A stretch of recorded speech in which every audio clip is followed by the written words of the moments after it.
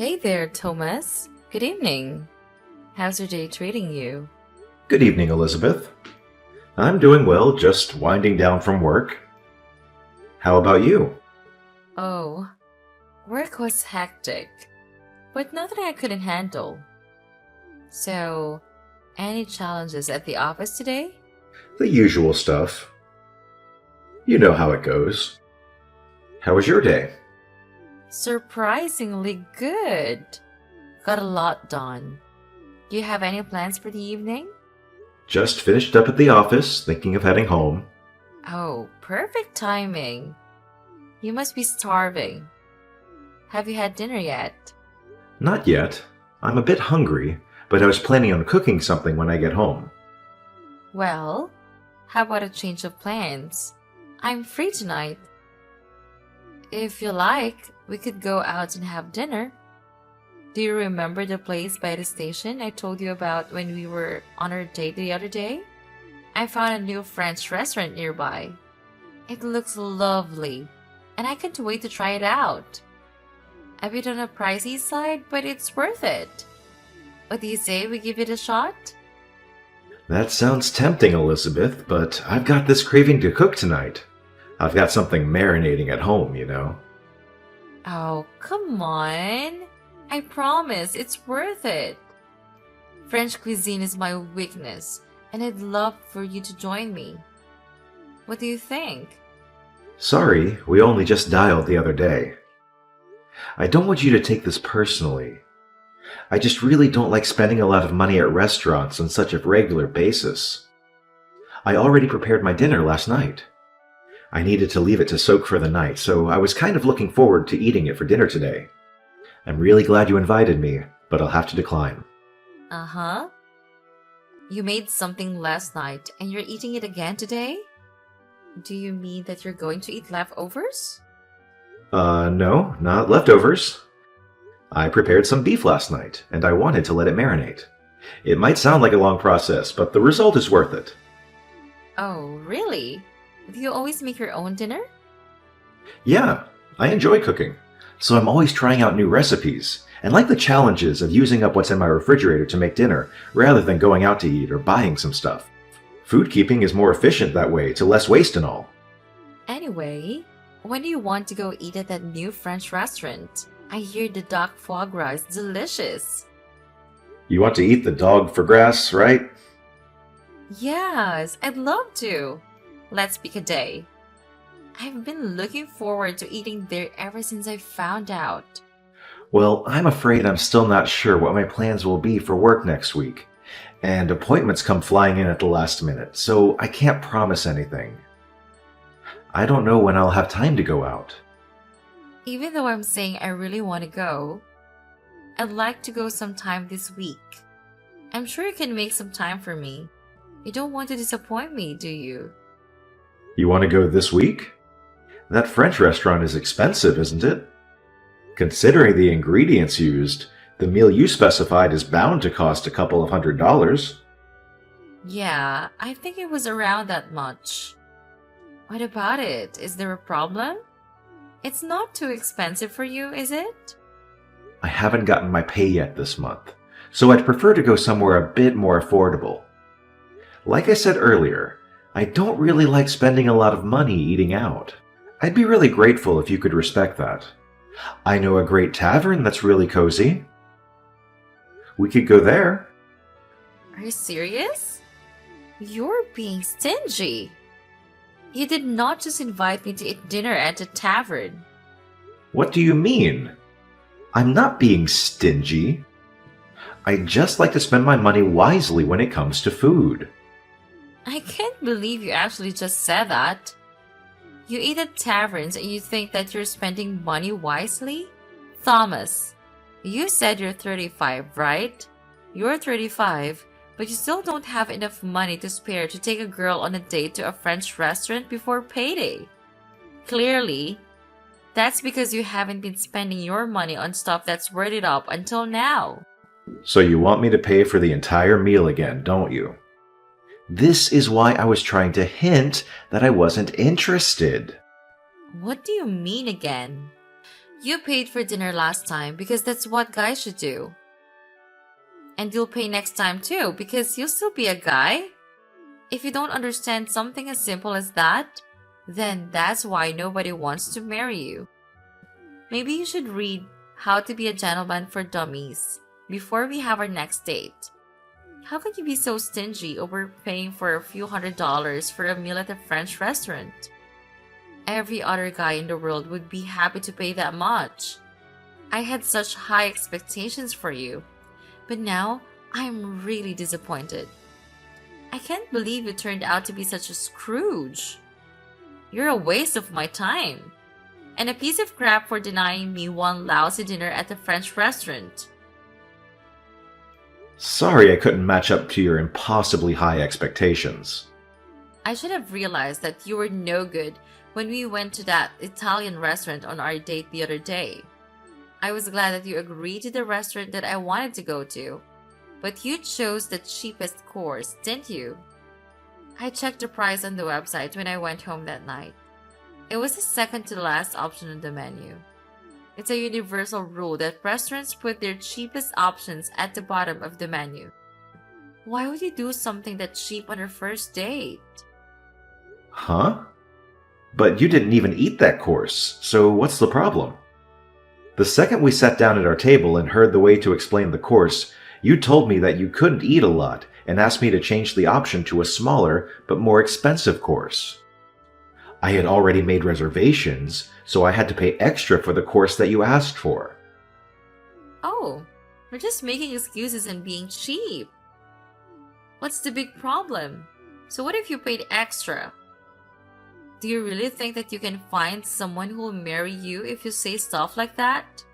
You want to marry me, don't you? But at this rate, I don't think I'm hooked. My impression of you is only getting worse and worse. You'll have to do a bit better than that, or you'll lose all chances of getting married, ever. So let me give you a hint. You should never invite a woman to eat at a tavern ever again. That kind of place is for poor people. Why does it matter whether someone eats at a tavern or not? If it tastes good and I like the atmosphere, who cares how much the food costs? That's not the problem. The problem is that I deserve more than just a dinner at a tavern. You can't make me eat somewhere so common. Do you understand how embarrassing it would be for me if someone caught me eating in a place like that? I graduated from a famous private college, and I'm working in a major company as a private secretary. I'm the best at what I do and want me to leave my career to be a housewife for you. You'll have to provide more than that. You need to put effort into making me feel like a princess. Do you understand?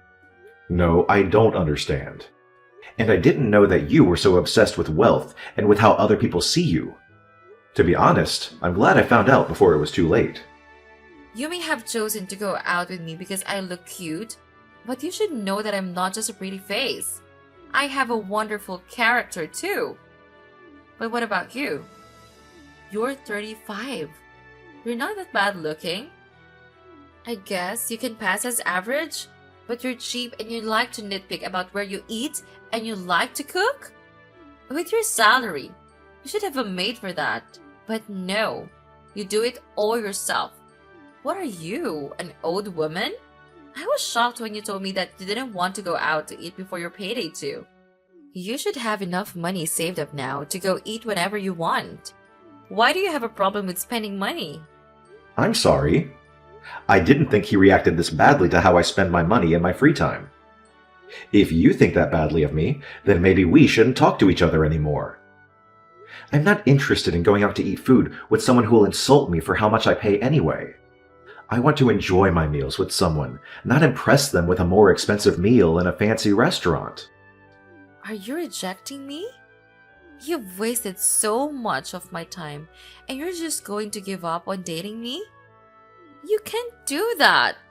Well, I didn't mean to waste your time, but if that's what you think I've done, then maybe there's no saving this, or whatever this is. You're unbelievable. You don't understand how I feel at all. Can't you be a bit more sympathetic? I'm sorry about that. On top of that, you were saying at a speed dating party that you earned $100,000. Was all that a lie? Did you just deceive me so that you could date me? No, I didn't deceive you in particular. To be precise, I didn't earn 100,000, but I knew it! You're a liar! I'm going to sue the host of the party. You should be more careful about who they allow to attend. I'll make sure you can never participate in another party like that ever again. And with that speed dating, you'll never find someone to marry you. A liar like you doesn't deserve a second chance.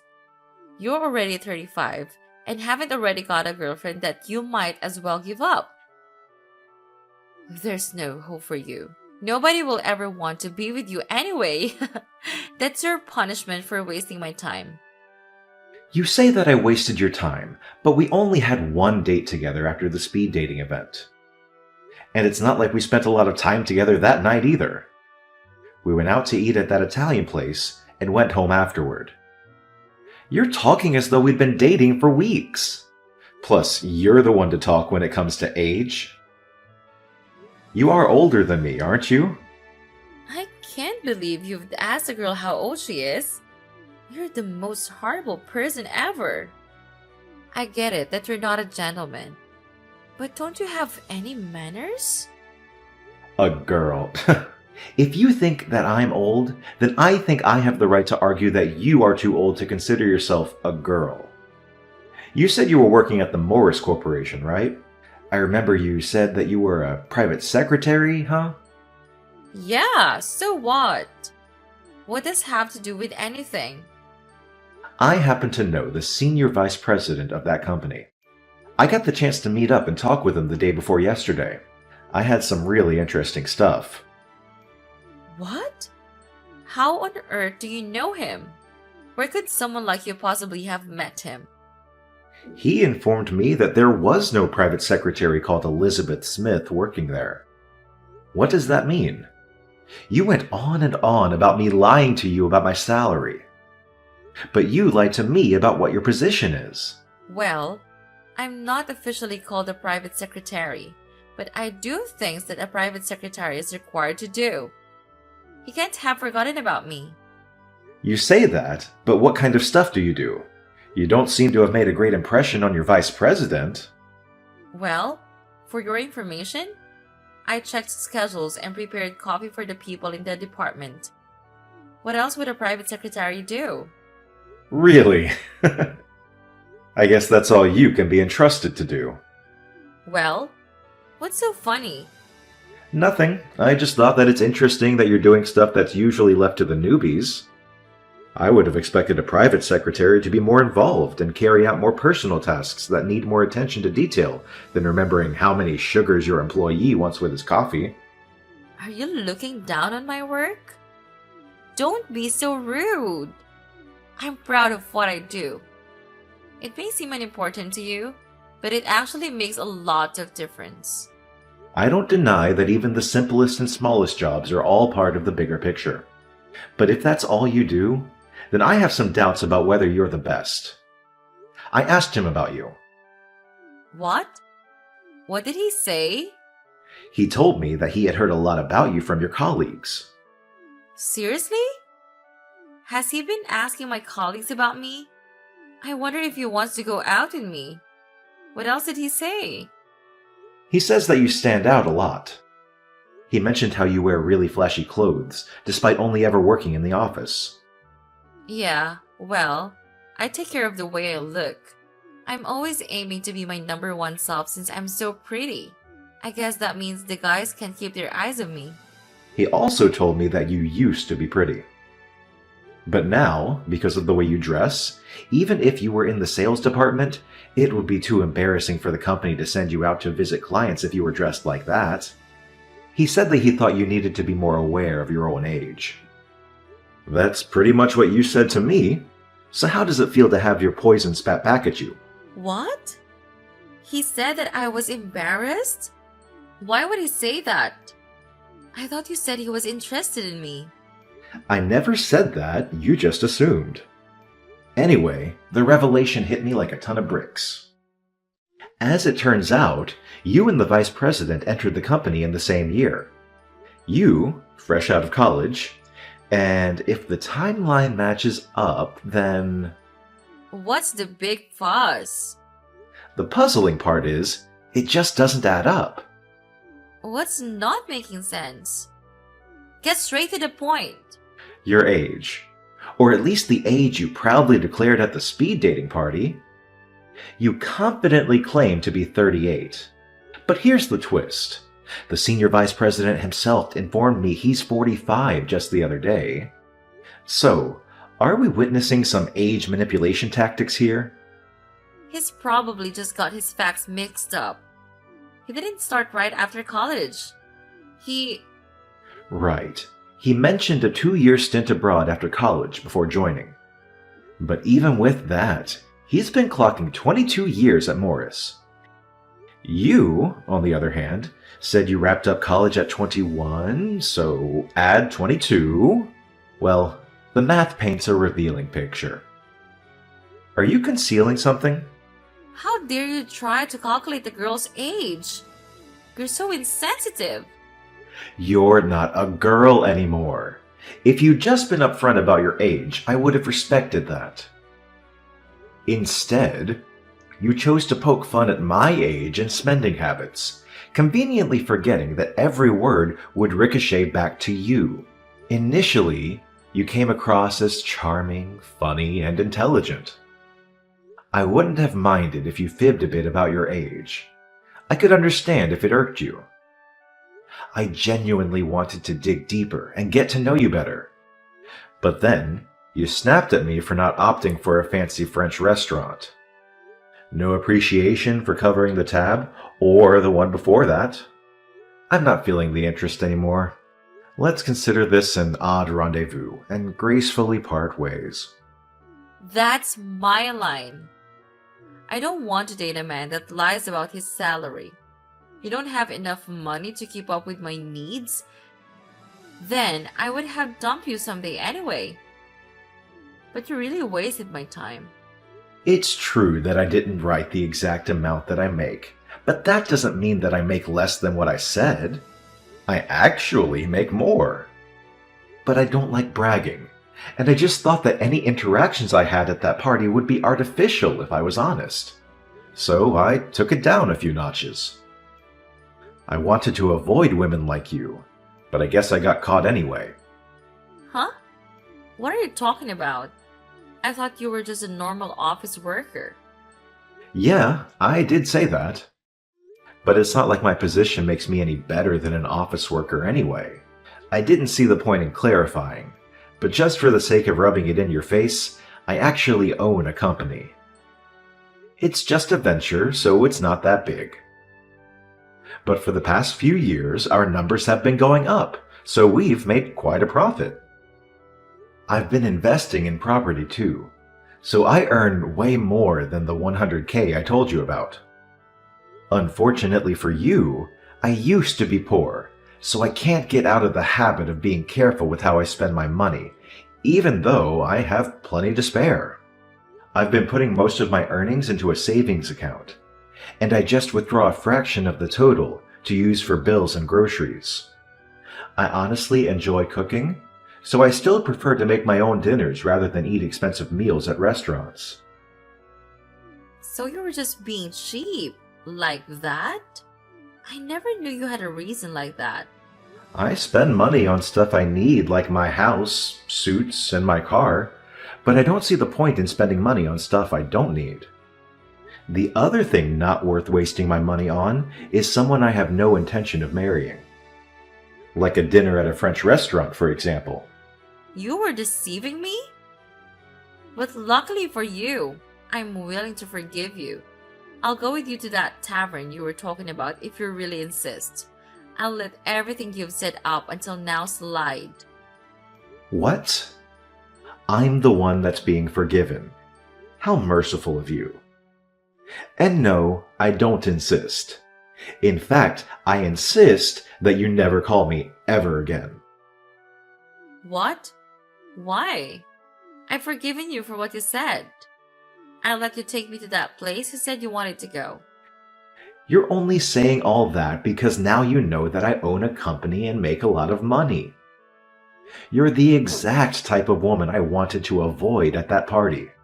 That's why I lied about my salary. You were disgusted by the idea of eating at a tavern because it was beneath you. You only care about status and yourself, not me. I broke up with my girlfriend a few months back, and I'd finally regained a positive image of getting married. But I never thought that I would be insulted this much by a woman I only had one date with. I don't think I'll be going to any more speed dating parties, but I think I've done every other participant a favor by telling the host that you were lying about your job and your age. What? You can't be serious. I also warned them that you were verbally abusive and that your behavior was inappropriate for a grown adult. They've assured me that your application will be removed and your name will be put on the blacklist. I hope that this way you won't bother anybody else with the same crap. What are you talking about? Wait a second. Please. I've already been kicked out of several other speed dating events. I can't lose any more chances to find someone who will marry me. You can't do this. Please, don't leave me. I think we'll be really compatible with each other. Why don't we start over? Start over? There's nothing between us to start over. You ruined things before they had even begun. But I do pity you. I hope that you'll be able to reflect on your actions and find someone who you can respect and treat a lot better than you treated me. First, you'll have to get over yourself, old woman.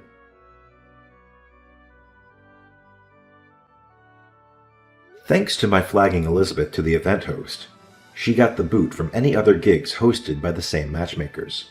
I guess the senior vice president's remarks about her appearance hit a nerve, because she's been doing a whole wardrobe revamp and acting all subdued around her colleagues. Went from vibrant and patterned to monotone, fading into the background like she was trying to be invisible. Word is, she's going all out on her online dating profiles.